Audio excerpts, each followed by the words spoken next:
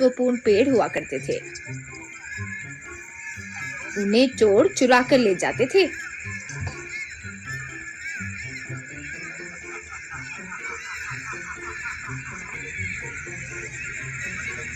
इससे एक दिन फॉरेस्ट ऑफिसर प्रदीप को उसके ऊपर का ऑफिसर बुलाया।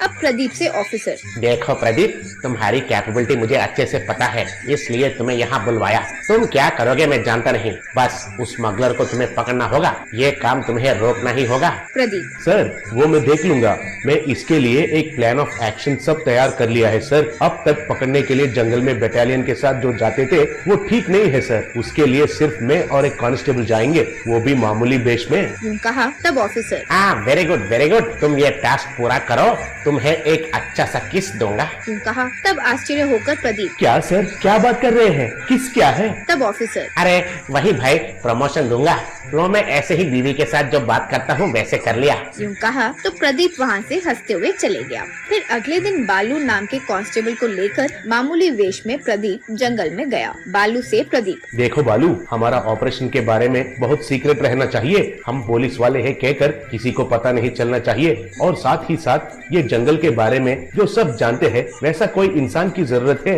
जिस पर हम विश्वास कर सके। यूं कह रहा था तो उनके पास राजेंद्र नाम का एक व्यक्ति आया। अब राजेंद्र अपने डब्बे से 2 गार्लिक पराठा निकालकर प्रदीप को और बालू को दिया। अब प्रदीप से बालू, सर आप जो भरोसेमंद व्यक्ति की बात कर रहे हैं ना, जंगल का किंग, गार्लिक पराठा का किंग राजेंद्र है सर इसका नाम, इसको सब चीजों के बारे में खबर है, ऊपर से स्मगलिंग के बारे में हमेशा टाइम पर खबर देता था सर, लेकिन हमारे ही लोग थोड़े लेजी होते थे ना सर, बस 1 घंटा इधर उधर हो जाता और वे बचकर निकल जाते थे सर। यूं कहा।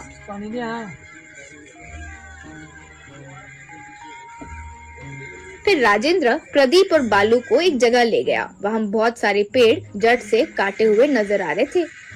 अब राजेंद्र, देखा सर, चोर कहीं के सोने जैसे पेड़ को कैसे काट दिए, इन्हें देखने पर रोना आता है सर, कभी कभार तो उन्हें मारने का मन करता है सर, लेकिन क्या करूं, मुझे कुछ हो गया तो पुलिस वालों को रास्ता कौन दिखाएगा सर, आपको गार्लिक पराठा कौन देगा सर? यूं कहा। फिर कुछ बातें पता करके प्रदीप राजेंद्र को वहाँ से भेज दिया। ऐसे कुछ दिन बालू, प्रदीप, राजेंद्र तीनों मिलकर जंगल में घूमने लगे।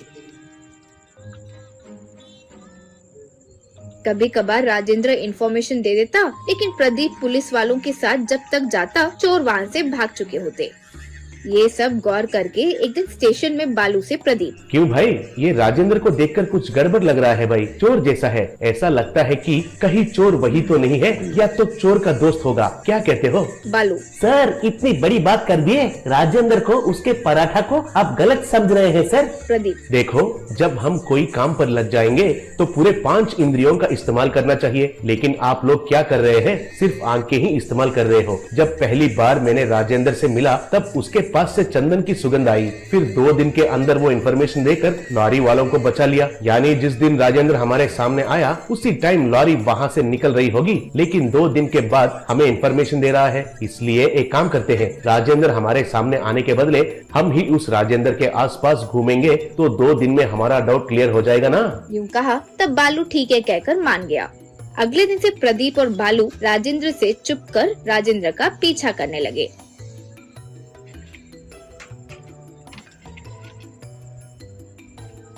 ऐसा 1 हफ्ता बीतने के बाद राजेंद्र एक दिन कुछ लोगों के साथ मिलकर अंदर मौजूद पेड़ को कटवाना, ये सब बालू प्रदीप ने देख लिया। अब प्रदीप से बालू, बाप रे, ये तो बड़ा चोर निकला सर, पहले गार्लिक पराठा देकर बाद में हमें धोखा दे रहा है सर, लेकिन जो भी हो ये चोर है कहकर आपने बड़े चतुराई से पहचान लिया है सर, ग्रेट हो सर आप, कहकर तालियां बजाया। उन तालियों की आवाज से राजेंद्र और उसके आदमियों ने देख लिया। अब वे सब मिलकर प्रदीप बालू के पास आए। प्रदीप बालू दोनों मिलकर उन सबको खूब मारकर बाद में पुलिस वालों को इन्फॉर्मेशन देकर उन्हें अरेस्ट करवा लिए।